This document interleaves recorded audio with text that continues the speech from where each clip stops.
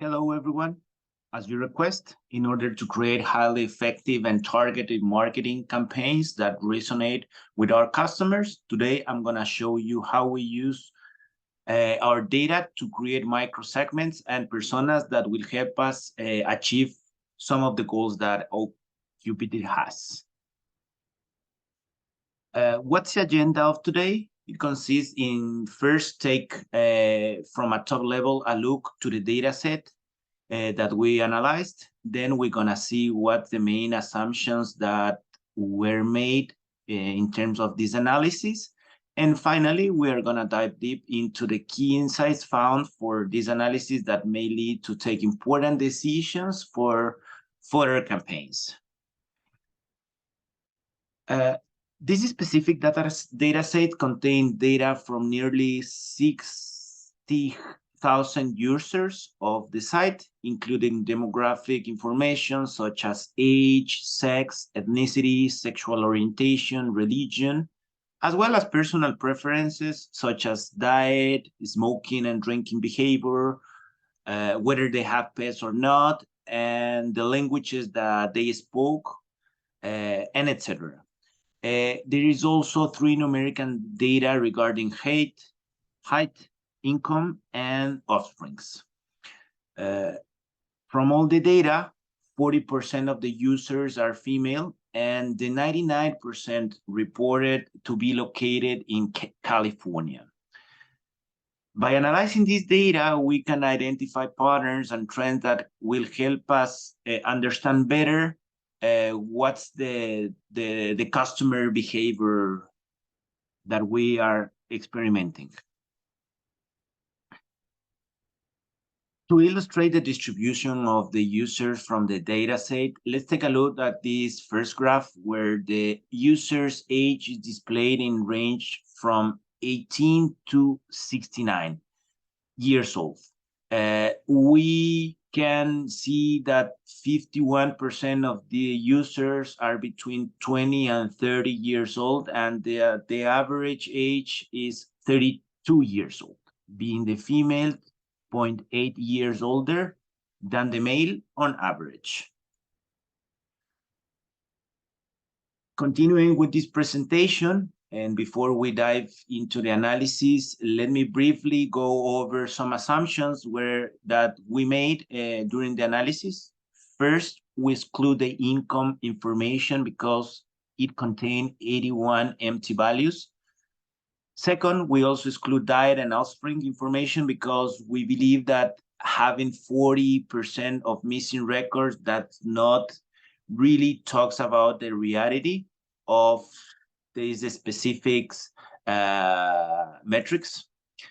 Finally, we exclude users who were above 69 years old from the analysis because we believe that this person of 69 or above are not really our target customers, and the analysis is taking them as some outliers that, of course, need to be taken down from the analysis. The information regarding last connection were not used in this analysis since correspond to more of 10 years old information.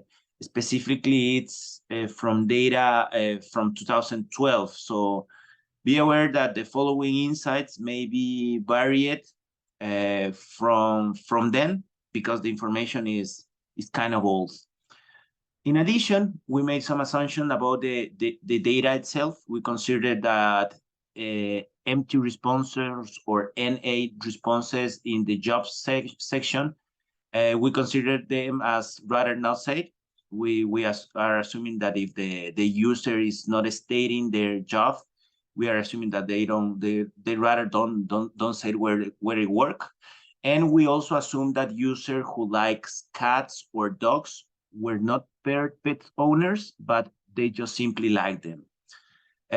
Finally, we assume that users who did not give any religions answers were not religious.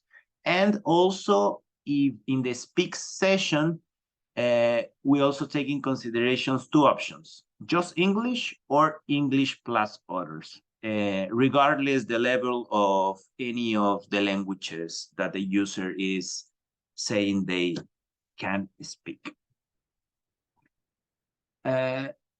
Now, let's take a look at the result of our analysis. This analysis revealed an interesting correlation between users' self-identified race and their likelihood of being a pet owner. Specifically, it was found that users who identified as Hispanics were 4% more likely to be a pet owners than users who identified as white, that is the following ordinary race, regardless, of course, their age. This information is particularly relevant for our company campaigns, as we can create targeted messaging to appeal to pet owners of different races and ethnicities. For example, we can create ads for pet food or pet-friendly activities that feature Hispanics users and highlight their unique experiences as pet owners. By understanding the diverse needs and interests of our customers, we can create campaigns that are more inclusive and effective. And in this case, the Hispanics are the largest minority here in the US since 5 years ago. So they need to be taken in consideration as with the importance as they have.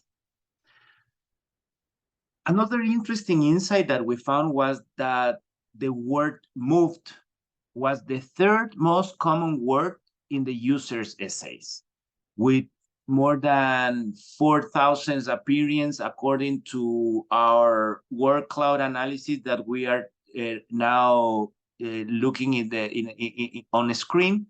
This suggests that many young single people are moving to California, possibly for work or possibly for school, and they are looking to expand their social networks and potentially find a relationship. According to the Journal of Job Studies, young single professionals like to move more to states with liberal political views rather than any others. This information is particularly useful for marketing campaigns, as we can tailor our messaging to address these specific needs and desires. For example, we can create targeted ads for social events or dating apps, or partner with local business to offer discounts or promotions to newcomers in the area. By understanding these customers, the motivations and behaviors, these campaigns will definitely be more effective and engaging. In addition to the previous insight, we also found a correlation between users' age and their religiosity.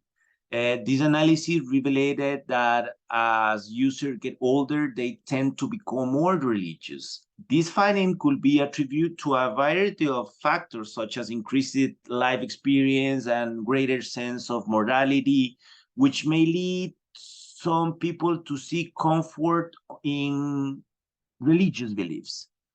This information is particularly relevant for our marketing campaigns, as we can tailor our messaging to appeal to users at different stages of their religious journey. For example, we can create targeted ads for religious organizations or events, or partner with local faith-based communities to offer resources or support.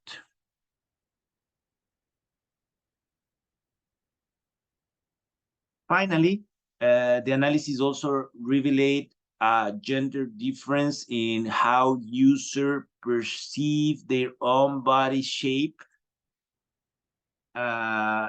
Specifically, we found that male users were more likely to consider themselves in the average category or above, while female users were more likely to consider themselves as curvy.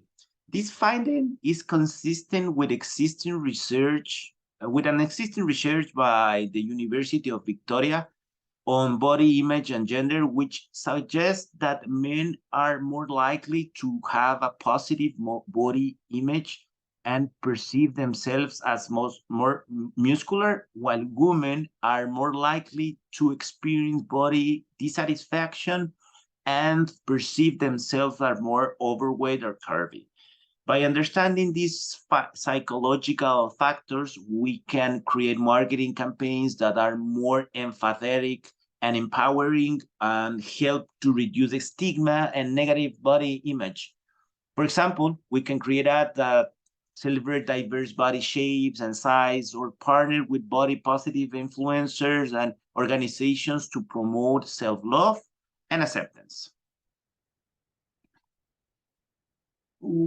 I didn't want to finish this presentation without giving you this bonus. The next micro segment we identified was the smoking in bisexual people. This can be a controversial thing because everyone has their relative thought about smoking. But this segment consists in a really interesting really interesting target, because bisexual users are more likely to be smokers rather than gay or straight-oriented users. Using this information can create a persona of, for example, 27-year-old male or female, it doesn't matter, who is a graduated student or a young professional that enjoys going out, attending to concerts, watching movies with friends. This will allow us to get them more exposed to ads that are more related to night activities as well as tobacco publicity. According to the American Journal of Public Health, smoking prevalence rates are higher in bisexual women in general in California population. So this could be a great opportunity to monetize this behavior, even though, as I said before, any moral concern. But I didn't want to end up this presentation without giving you guys this key insight that I found that may lead our company to get more profitability. Now we can see some of the academic resources that I have been talking through, and I hope you had a good overview about this data, and feel free to reach me in case you need any further explanation or in case you got any question. Thank you so much for your attention.